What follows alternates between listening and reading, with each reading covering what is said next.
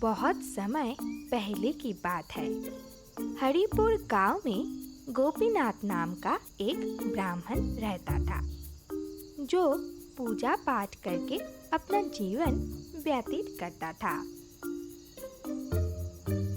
एक दिन गोपीनाथ दूसरे गांव में एक सेठ के घर पूजा करने के लिए गया।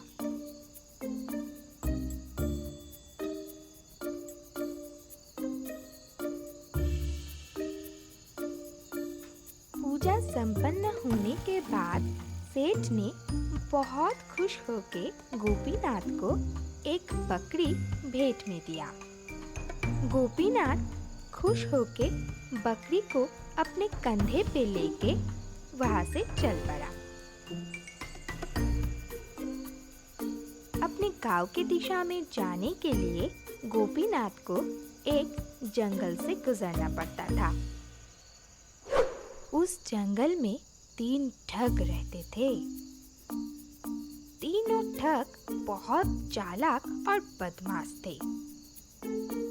उस जंगल से गुजरने वाले कोई भी इंसान को वो लोग बेवकूफ बना के उसका सारा सामान हड़प लेते थे। जब गोपीनाथ बकरी के साथ जंगल से गुजर रहा था, तब तीनों ठग की नजर उस पे अरे लल्लन, वो देख, शिकार चल के अपने तरफ ही आ रहा है। अरे ब्राह्मण को इतना ताजा मोटा बकरी कहाँ से मिला? वैसे भी ब्राह्मण बकरी का क्या करेगा? इसे तो हमारे पेट में ही जाना चाहिए। इसका मांस बहुत ही स्वादिष्ट होगा। चल, ब्राह्मण को बेवकूफ बनाने का कोई योजना बनाते हैं। योजना बनाने के बाद पहला ठग ब्राह्मण के निकट गया। ब्राह्मण के पास जाके हैरान होके वो बोला, राम राम पंडित जी, बुरा ना माने तो आपसे एक सवाल पूछें? हाँ बोलिए। पंडित जी, ये आप अपने कंधे पे कुत्ता लेके क्यों घूम रहे हैं? मैंने तो सुना है पंडित लोग कुत्ते को स्पर्श भी नहीं करते, और आप इसे कंधे पे उठा के घूम रहे हैं। ये आपको शोभा नहीं देता है। दिमाग तो ठिकाने पे है तुम्हारा। बकरी को कुत्ता बोल रहे हो? जाओ जाओ, अपने आंखों का इलाज कराओ। अरे अरे अरे बुरा ना मानिए, मैंने जो देखा वही बोला। आगे आपकी मर्जी। ये बोल के पहला ठग वहां से चला गया। कुछ दूर जाते ही ब्राह्मण के सामने दूसरा ठग आ गया। छी छी, हे भगवान, ये मैं क्या देख रहा हूँ? क्यों, क्या हो गया? अरे आप एक ब्राह्मण होकर एक मरे हुए कुत्ते को कंधे पे उठाए फिर रहे हैं। आप ब्राह्मण होके ये काम कर रहे हैं? हे राम, क्या दिन आ गए। अंधे हो क्या? इतना मोटा बकरी तुम्हें कुत्ता नजर आ रहा है?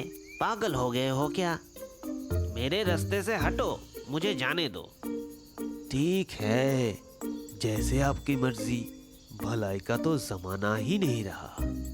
ये बोल के दूसरा ठग भी वहां से चला गया और गोपीनाथ भी आगे चल पड़ा। पर उसके मन में एक शंका बैठ गया कि राह चलते हर किसी को उसके बकरी को कभी कुत्ता तो कभी मरा हुआ कुत्ता नजर आ रहा है। वो बार बार बकरी को देखने लगा।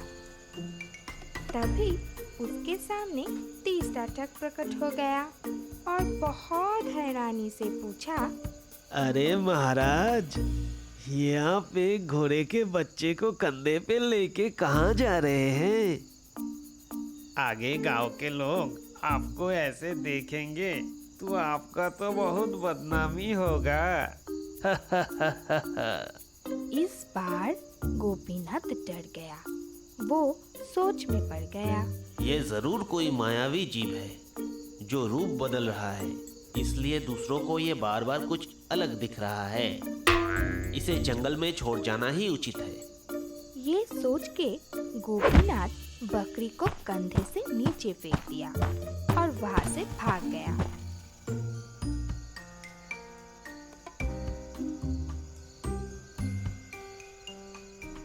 ब्राह्मण के चले जाने के बाद तीनों ठग बकरी को पाकर बहुत खुश हुए। इस कहानी से हम लोगों को ये शिक्षा मिलती है, इंसान को कभी दूसरों के बातों में नहीं आना चाहिए और खुद पे हमेशा भरोसा रखना चाहिए। एक दिन एक घने जंगल में एक गधा बहुत दुखी होके मन ही मन सोचने लगा, इस जंगल में कोई मुझे प्यार नहीं करता, कोई भी मुझसे डरता ही नहीं, उल्टा सब मुझ पे हंसते हैं, मंदबुद्धि कह के पुकारते हैं। काश मैं कुछ ऐसा बन जाऊं और सब मुझसे डरने लगे, तब कितना मजा आ जाता।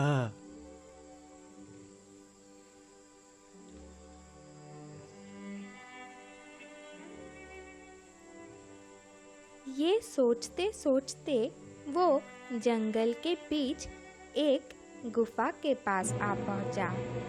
गुफा के बाहर एक शेर की खाल पड़ा हुआ था। गधा शेर की खाल को देखकर उसको जिंदा शेर समझ के डर गया। अरे ये क्या, सामने तो शेर है, क्या करूं? मुझे माफ कर दीजिए शेर महाराज। ये बोलते बोलते वो शेर की खाल के पास जा पहुंचा और देखा वो जो सोच रहा था वो बिल्कुल गलत था। अरे ये तो सिर्फ एक खाल है और मैं क्या सोच के डर रहा था। हा हा हा हा। शेर की खाल को देखकर गधा बहुत खुश हो गया। तभी उसके दिमाग में एक सोच आया, क्यों ना मैं इस खाल को पहन लूं, तब तो मैं शेर बन जाऊंगा। जंगल में सभी मुझे असली शेर समझ के डर जाएगा। ये बात बोल के गधा उस शेर की खाल को पहन लिया और खुद को शेर के जैसा सोचकर शेर जैसा बर्ताव करना शुरू कर दिया। और फिर निडर होके गधा जंगल में घूमते घूमते एक जगह आ पहुंचा। वहाँ कुछ पशु खाना खा रहे थे। गधा उन पशुओं को देखकर बहुत खुश हो गया।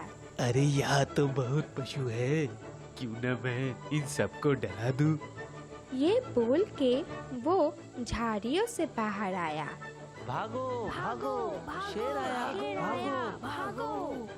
सभी उसको देखकर शेर समझ के डर के मारे भागना शुरू किया। ओह, इतना मजा आ रहा है, सभी मुझसे डर रहे हैं। इन लोगों को और थोड़ा डरा दूं।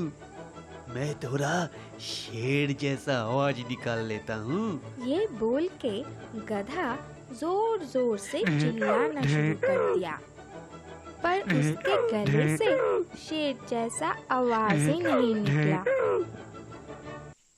और जंगल में सभी समझ गए कि ये शेर नहीं है।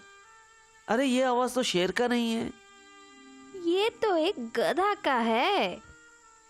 इसका मतलब ये शेर नहीं है। शेर की खाल पहना हुआ एक गधा है। हम लोगों को डरा रहा था। चलो मारो इसको, पकड़ो पकड़ो। पकड़ो पकड़ो। सब पशु को अपनी तरफ आते देखकर गधा डर गया और शेर के खाल को वहाँ फेंक के जोर से भागना शुरू किया। तो इस कहानी से हम लोगों को ये शिक्षा मिलती है, गधे के पास दिमाग तो था पर वो समझ नहीं पाया कि किसी की रूप अपना लेने से कोई उसके जैसा नहीं बन जाता। उसके गुणों को भी अपनाना चाहिए, तभी वो उसके जैसा बन सकता है।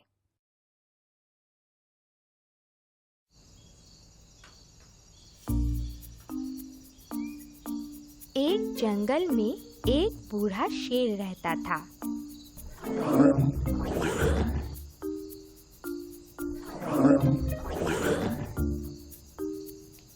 बहुत दिनों से बीमारियों के कारण वो बहुत कमजोर हो गया। पहले की तरह शिकार भी नहीं कर पाता था। एक तरफ बुढ़ापा और दूसरी तरफ भूखा होने की वजह से वो सोच में पड़ गया कैसे वो जिंदा रहे। तभी उसके दिमाग में एक तरकीब आया। वो जंगल के सभी पशुओं को एक जगह बुलाया। मेरे प्रिय जंगल के साथियों, आज मैंने एक खास वजह से तुम सबको यहाँ बुलाया है। कुछ दिनों से मेरा तबीयत ठीक नहीं है। मुझे ऐसा लग रहा है कि मैं और ज्यादा दिन नहीं हूँ, इसलिए आज से मैं अपनी गुफा में ही रहूंगा। मुझे आशा है कि तुम सब मुझसे मिलने मेरे गुफा में आओगे। मुझे आनंद होगा। ये बोल के शेर अपनी गुफा में चला गया। जंगल के पशुओं को ये नहीं पता था कि शेर का इरादा कितना बुरा है।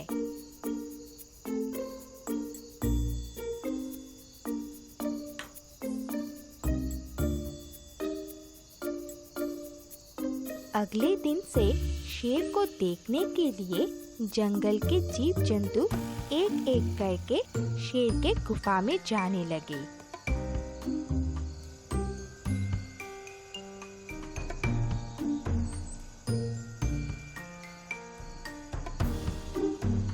पर जो एक बार गुफा के अंदर गया, शेर उसको मार के खा जाता था। कुछ दिनों तक ऐसे ही चलता रहा। उसी जंगल में एक चालाक लोमड़ी भी था। लोमड़ी को एहसास हुआ जंगल में कुछ गड़बड़ हो रहा है। जंगल में से जीव जंतु गायब हो रहे थे। अरे, कुछ गड़बड़ लग रहा है। जब से शेर ने अपनी बीमारी की बात पशुओं को बोला, तब से हर कोई शेर से मिलने के लिए जा रहा है। जो भी गया वो वापस नहीं आया। ये शेर की कोई नया चाल तो नहीं? मुझे पता करना ही पड़ेगा। ये बोल के लोमड़ी शेर से मिलने गया।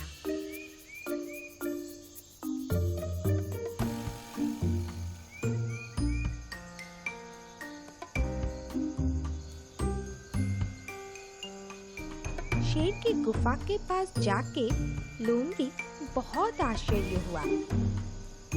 गुफा के बाहर वो बहुत जीव जंतुओं के पैर के निशान देखा। निशान सिर्फ अंदर की तरफ था, बाहर की तरफ एक भी नहीं। तब उसको सब समझ आ गया। ओह, ये सब शेर की कोई चाल है। जो अंदर गया उसे मार के शेर खा जाता है। लोमड़ी गुफा के बाहर से शेर को पूछा, महाराज, कैसे हो? आपकी तबीयत कैसी है? अरे लोमड़ी, आओ आओ, अंदर आ जाओ। तुमको बहुत दिनों से नहीं देखा मैंने। आओ अंदर आ जाओ। थोड़ी देर बैठ के दोनों बातें करते हैं। नहीं नहीं महाराज, मैं बाकी जीव जंतुओं की तरह मूर्ख नहीं हूँ। आपकी चाल मुझको समझ में आ गया। गुफा के अंदर जाके मैं मरना नहीं चाहता हूँ। मैं अभी जाके जंगल के सभी जीव जंतुओं को खबर कर देता हूँ कि आप बिल्कुल ठीक है। आपको कोई बीमारी नहीं हुआ। कोई आपसे मिलने ना आए। ये सब आपकी चाल है। अरे अरे, ऐसा मत करो, मैं भूखा मर जाऊंगा। पर लोमड़ी शेर की कोई बात ना सुन के वहाँ से चला गया और जंगल में जाके सभी जीव जंतुओं को शेर की चाल के बारे में बता दिया।